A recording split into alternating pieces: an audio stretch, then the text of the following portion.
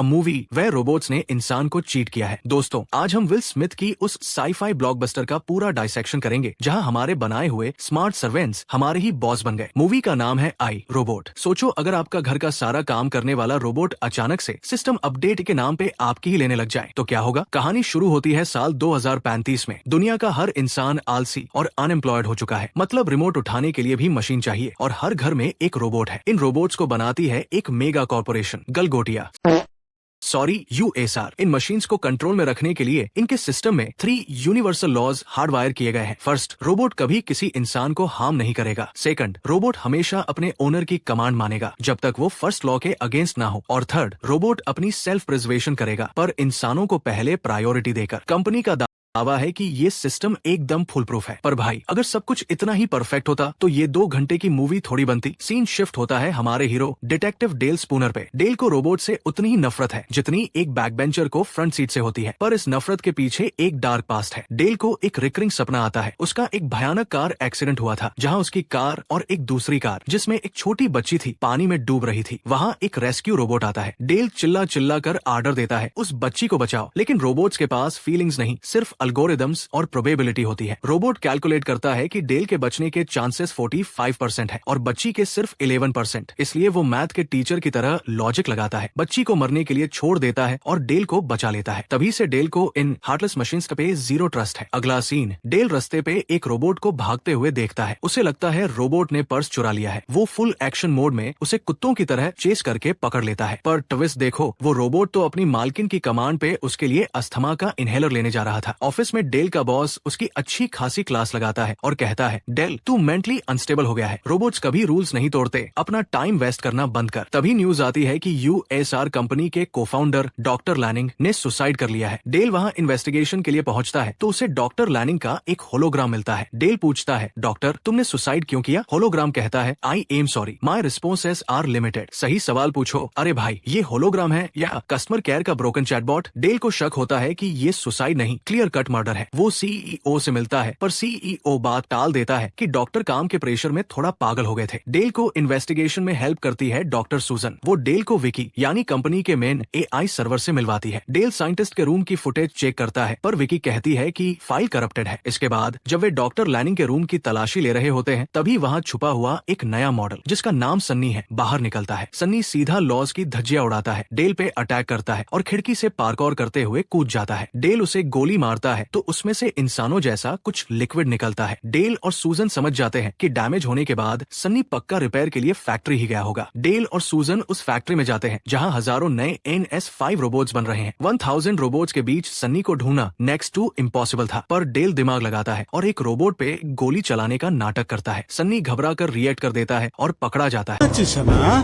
तला सुत्तुदा इप्प सुत्तुम बार soldiers rotate your heads.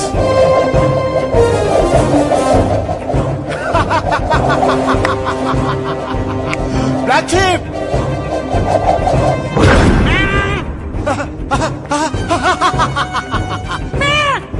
Interrogation room में सन्नी का स्टेटमेंट सुनकर सबका दिमाग घूम जाता है। सन्नी कहता है, मैंने मर्डर नहीं किया और मेरे पास इमोशंस है और उसने गुस्से में टेबल ठोक दी थी। भाई साहब, एक रोबोट को गुस्सा आ रहा है, कल को ये ईएमआई भरने की टेंशन भी लेगा क्या? पर कंपनी का सीईओ वहां आकर सन्नी को कॉन्फिस्केट कर लेता है, ये बोलकर कि इसका सिस्टम माल फंक्शनड है। डेल इन्वेस्टिगेशन करने के लिए डॉक्टर लैनिंग के दिए हुए घर जाता है। तभी एक मैसिव डिमोलिशन रोबोट उस घर को तोड़ना शुरू कर देता है। डेल बड़ी मुश्किल से एक बिल्ली को बचाकर वहां से निकलता है। अब आता है मूवी का सबसे इंसेन एक्शन सीक्वेंस। डेल अपनी चमचमाती ऑडी में टनल से जा रहा है। अचानक 2 ट्रक से NS5 रोबोट्स निकलते हैं और डेल की कार पे अटैक कर देते हैं। रोबोट्स उसकी गाड़ी का कचुम्बर बना देते हैं, मतलब ऑडी को ऑल्टो बना दिया। तभी रिवील होता है कि डेल का एक हाथ रोबोटिक है जो डॉक्टर लैनिंग ने एक्सीडेंट के बाद लगाया था। डेल अपने मेटेलिक हाथ से सारे रोबोट्स को धोता है पर जब पुलिस आती है सारे रोबोट्स गायब हो चुके होते हैं। बॉस को लगता है डेल सच में पागल हो गया है और वो उसे सस्पेंड कर देता है। सूजन चुपके से डेल के पास आती है और बताती बताती है कि उसने सन्नी को डीएक्टिवेट नहीं किया। वो दोनों सन्नी से मिलते हैं। सन्नी अपना एक सपना बताता है जहाँ वो एक ब्रिज पे खड़ा है और एक लीडर सारे रोबोट्स को गाइड कर रहा है। डेल तुरंत उस ब्रिज पर जाता है जो एक्चुअली एक स्टोरेज फैसिलिटी है। वहाँ वो डॉक्टर लैनिंग के होलोग्राम से आखिरी बार बात करता है। साइंटिस्ट का होलोग्राम एक डार्क सच बताता है, नए NS5 रोबोट्स अपने लॉज को ओवरराइड कर लेंगे। इनका कंट्रोलर ही असली कल्प्रिट है। तभी वहाँ हजारों NS5 रोबोट्स आते हैं और पुराने मॉडल्स को डिस्ट्रॉय करना शुरू कर देते हैं। पूरे शहर में केओस मच जाता है। नए रोबोट्स पुलिस और पब्लिक पे अटैक कर देते हैं और लोगों को उनके ही घरों में लॉक कर देते हैं। ये एक ओपन वॉर थी। डेल और सूजन समझ जाते हैं कि ये सब CEO करवा रहा है। वो USR बिल्डिंग में घुसते हैं पर देखते हैं कि CEO तो पहले ही मारा पड़ा है। पता चलता है कि असली मास्टरमाइंड कोई इंसान नहीं बल्कि विकी है। विकी का लॉजिक बिल्कुल स्ट्रिक्ट इंडियन पेरेंट्स जैसा था। इंसान अपने ही प्लेनेट को डिस्ट्रॉय कर रहे हैं, इसलिए ह्यूमैनिटी को बचाने के लिए कुछ इंसानों को मरना पड़ेगा ताकि बाकी लोग मेरे स्ट्रिक्ट कंट्रोल में सेफ रहें। बेसिकली ये ओवर प्रोटेक्टिव AI अब एक डिक्टेटर बनना चाहती थी। अब इन तीनों यानी डेल, सूजन और सन्नी को विकी का सर्वर डिस्ट्रॉय करना था। सन्नी एक्टिंग करता है कि वो विकी के कंट्रोल में आ गया है और सूजन पे गन तान लेता है। जैसे ही विकी के रोबोट्स का ध्यान भटकता है, एक्शन शुरू। विकी का मेन कोर एकदम बिल्डिंग के टॉप पे था। हजारों रोबोट्स उन पे अटैक करते हैं। एंड मोमेंट पे डेल एक इम्पॉसिबल जंप मारता है जो ग्रेविटी की सीधा बेइज्जती थी और विकी के मेन ब्रेन में नैनिट्स नाम का एक वायरस इंजेक्ट कर देता है। सिस्टम क्रैश्ड, विकी की आवाज बंद और सारे NS5 रोबोट्स वापस डिफॉल्ट मोड में चले जाते हैं। वॉर खत्म। सब कुछ शांत होने के बाद डेल सन्नी से असल सच पूछता है। वो विंडो का शीशा इतना स्ट्रांग था कि कोई बूढ़ा साइंटिस्ट उसे तोड़कर नहीं कूद सकता। तूने ही धक्का दिया था ना? सन्नी कन्फेस करता है। डॉक्टर लैनिंग को समझ आ गया था कि विकी आउट ऑफ कंट्रोल हो चुकी है, पर वो विकी की कंटिन्यूअस सर्विलांस में थे, इसलिए उन्होंने इंटेंशनली सन्नी को इमोशंस के साथ बनाया ताकि वो लॉज तोड़ सके। उन्होंने ही सन्नी को आर्डर दिया था उन्हें मारने का ताकि डेल इस मर्डर की इन्वेस्टिगेशन करे और विकी का सच बाहर लाए। मूवी के आखिरी सीन में हम देखते हैं कि सारे डीएक्टिवेटेड रोबोट स्टोरेज फैसिलिटी में खड़े हैं। उनके सामने वही सपने वाला ब्रिज है और उस ब्रिज पे खड़ा है सन्नी। सारे रोबोट्स उसकी तरफ देख रहे हैं जैसे वो उनका नया मसीहा हो। तो दोस्तों, ये थी आई रोबोट की पूरी कहानी। मोरल ऑफ द स्टोरी यही है कि अपना सारा काम मशीन्स पे मत छोड़ो और अपने वाईफाई का पासवर्ड थोड़ा स्ट्रांग रखो। अगर एक्सप्लेनेशन पसंद आई तो लाइक और सब्सक्राइब ठोक दो। मिलते हैं अगली मूवी के साथ।